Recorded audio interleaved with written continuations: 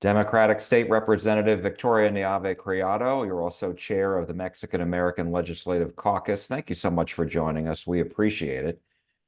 Thank you for As you having me. Absolutely. As you know, the legislature has sent Senate Bill 4 from this fourth special session that we're in right now to Governor Abbott. He has said that he will sign it. And I'm wondering, you've opposed it. Many groups oppose it. Why is it bad for the state of Texas, do you believe? This Senate Bill 4, along with Senate Bill 4 from the third call special session, are both extreme bills that just really pit neighbor against neighbor. The significant issues with this most recent piece of legislation is that we believe it's clearly unconstitutional. It's a violation of the Supremacy Clause. It's a violation of the 14th Amendment and other provisions, because immigration law is something that is normally within the purview of the federal government. And here, what Texas is trying to do is create legislation that's not just limited to the border, but has statewide ramifications that gives local law enforcement the power to arrest and remove, or in essence, deport individuals if they are not do not have status and meet certain elements of these new crimes. This legislation is going to lead to racial profiling all across the state of Texas, just like we saw there were ramifications back in 2017 after the Senate Bill 4 that passed back then. But really, we want individuals to report to law enforcement, not to fear law enforcement or fear reporting crimes like they did years ago. And it's taken, our hardworking men and women in blue years to really redevelop those relationships and reestablish those community police relationships so that people feel more comfortable reporting. And so there are numerous issues with these pieces of legislation, but we know that it's a solution that does not address the root causes of the immigration situation that we're seeing on the border. The ACLU of Texas has vowed to challenge the state law once Governor Abbott signs it. And is your organization going to be joining them? What we want to make sure that we do is we will be supporting efforts where there is litigation. We did everything that we could as members to fight the legislation using the rules of the House, as well as lay the evidence before the committee and the authors about the devastating impacts that these bills are going to have.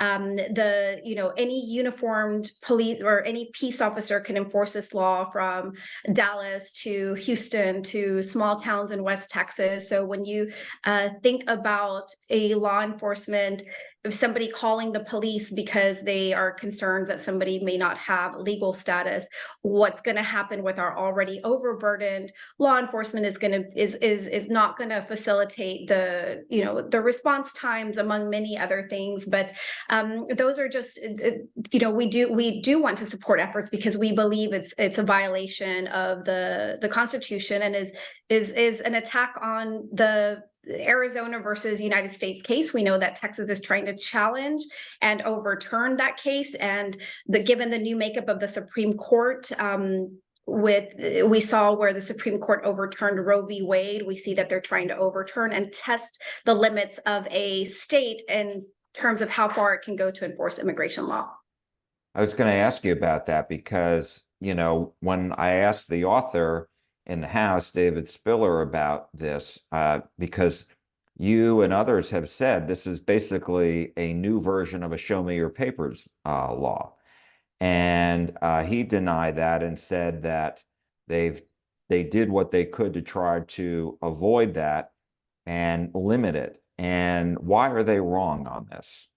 One, it's not limited. Two, we've heard from numerous Republican leaders about how they do want to test the Arizona case, and they've tried multiple times all session long. We've defeated a lot of those bills, and it took getting to this third and fourth called special session in order for the governor to pass it. But think about, how is an officer going to determine whether an individual is an immigrant or not? So many of us that are American citizens, there are people that are naturalized. Is the officer going to determine based on the color of our skin? Is it how we talk? Is it a language that we are speaking? And so that's just really contrary to the beauty of diversity and contrary to what makes America, what it is, and that is that we are free to live in a nation and not be questioned about our citizenship. And that's what this bill is going to do. It is going to require an individual to prove whether they are a citizen, because that is a key element of this new crime, whether a person is, undocumented within the language of the statute. And what is the potential impact? You talked about a little bit about the impacts, but I know that some sheriffs, specifically Dallas County, has expressed concern about this potentially filling up the jail, and they are already tight on space there. Right. Dallas County and other counties testified about how, one, their jails are already packed. They don't have the facilities, the extreme cost that this is going to, that it's gonna cost local taxpayers. The counties testified that they could potentially be bankrupt, not just because of this requirement of now holding people in jails until, like, they cannot be released until, either they're proved to be a citizen or not, but they also are now going to be required to be removed to a port of entry. What that means is they can be, taken to DFW Airport, which is a port of entry in North Texas, and, required to go back to the country from which they came, or they can be taken down to a port of entry on the border. Who's going to pay for that? The state's not picking up the tab on that. That's going to fall on local taxpayers to pay for tickets to people to be returned to another country, not just South America, anywhere in the world. That's going to be extremely expensive. It's going to pack our jails that are already short-staffed and also don't have the room for something that's not a current crime under Texas law that is, and could potentially be rounding up hundreds of thousands of individuals, including citizens alike.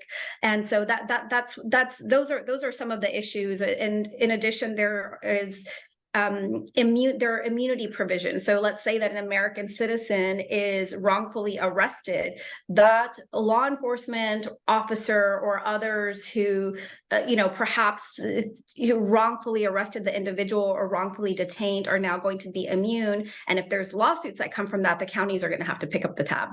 So the state is not going to pay for these ramifications. That has been a big issue that has been raised numerous times about the extreme cost and the billions of dollars. When we know that there are going to be lawsuits, we know that there are going to be American citizens wrongfully detained. We know that this is just an extreme, piece of legislation that it's just unheard of, and we believe is just clearly unconstitutional. As you know, the Republicans have said that they did this because President Joe Biden and his administration aren't doing the job to prevent people from crossing into Texas. And so, in your mind, what is the solution? Is the Biden administration, doing enough? There are numerous solutions. We acknowledge there's an issue. The local communities need assistance on the border. Humanitarian groups on the border need assistance. And the fact is, we need our federal government to talk with our state government. I specifically asked the author, what is the White House's, what is the administration's view on your legislation? And he admitted he hadn't even talked to them about it. Why, on a sweeping, massive piece of immigration legislation coming out of our state from one of the biggest states in the nation, they need to be having these discussions about that. And so we have numerous members who have brought forth numerous proposals about investment in transportation, investment in infrastructure, investment in technology to try to address some of the issues that we're facing on the border. But certainly it's not criminalizing and sweeping everybody up and trying to deport them out of the state. I mean, do you believe this is a crisis? We do have a crisis on the border. We do have issues on the border that need to be addressed, and we need bipartisan solutions, not extreme pieces of legislation or extreme attacks on our community where citizens are going to be swept up in this web and this new crime. And so we have to be thoughtful about our about laws, and laws like this are not, they are just rammed through with really disregard for the consequence of impacting American citizens as well. This is Congress's job. And has there been any thought of having a meeting, some kind of gathering where members of the Texas congressional delegation meet with members of the Texas state legislative delegation to have a discussion about this and make it Texas, start in Texas and go out and then convince lawmakers on both sides to figure it out? Yes, it is definitely within the hands of the federal government. We need comprehensive immigration reform. We have had numerous conversations with our congressional counterparts about these issues. There have been some bipartisan discussions as well about potential solutions, even during the regular session, about bills that could potentially get through or provide work visas or some other form of relief to the local communities, as well as funding. So there are solutions. It's just a matter of political will. And we know that, unfortunately, immigration is viewed as a political football for some people on the other side of the aisle. Wanted to ask you about Senate Bill 3, which passed, spending an additional $1.5 billion to extend the state's border wall. That's not going to be legally challenged. I know you voted against it. Why is that, and what's wrong with that legislation? Sure.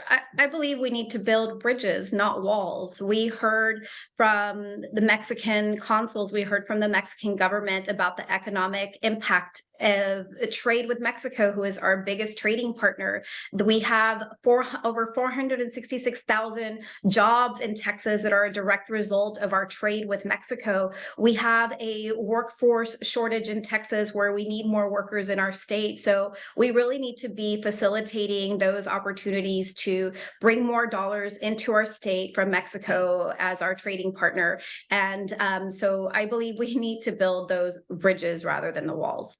I wanted to ask you about what the borders are. Mike Banks recently told a state Senate committee, he said because of Texas's efforts, more migrants entered the Tucson, Arizona sector last month on certain days than all of Texas on those days. What do you make of that? His point was that what the state's doing is working.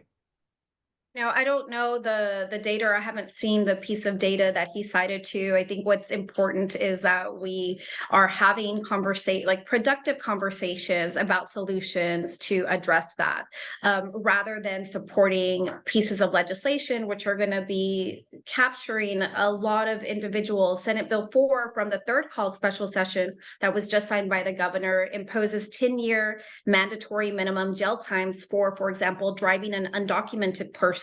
That doesn't just impact immigrants, it impacts American citizens who may have workers who are without legal status and are driving them to a location. And so, 10 years mandatory jail time that takes away that judge's ability to determine based on the facts of the case is also an extreme piece of legislation that is going to crowd our jails as well. So let's have the real discussions, and many of us have been having those real discussions about real solutions, not these really just discriminatory pieces of legislation that are going to impact it, end up with racial profiling across Texas.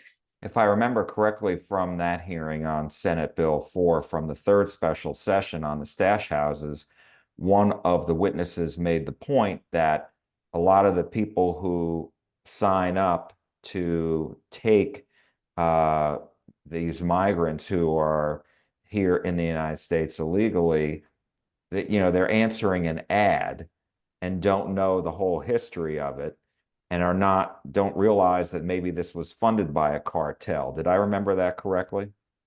There was testimony where sometimes a lot of teenagers get caught up on the border region and are offered an amount to drive somebody, and they don't know that involves potentially driving somebody without papers, and then they get arrested under these charges. And so people like that would be caught up in the crime where maybe they did not have the intent to commit this crime, but now are going to be facing 10 years criminal penalties. But again, it doesn't just impact the border; it impacts the entire state of Texas. We think about individuals being charged who just have or merely, even if they're taking them to church, for example. I was raising those questions, or many of us were raising questions like this about what if you're driving somebody to church? What if an Uber driver is driving a person and they don't know that they have papers? What if you're taking them to the grocery store or to the doctor? This 10-year penalty is extremely steep and is now going to be impacting millions of our fellow Texans. Is intent still built into the law? You have to knowingly transport somebody who is undocumented. And Texas has many mixed status families. Many of us have constituents who we know are undocumented. We have family members who we know are undocumented. And if you're driving somebody who you know is undocumented, you can face this 10-year jail time. And that's an extreme piece of legislation that should not be Texas law. All right, State Representative Victoria Neave Criado, Chair of the Mexican American Legislative Caucus. Thank you so much for joining us. We appreciate it. Thank you for the invitation.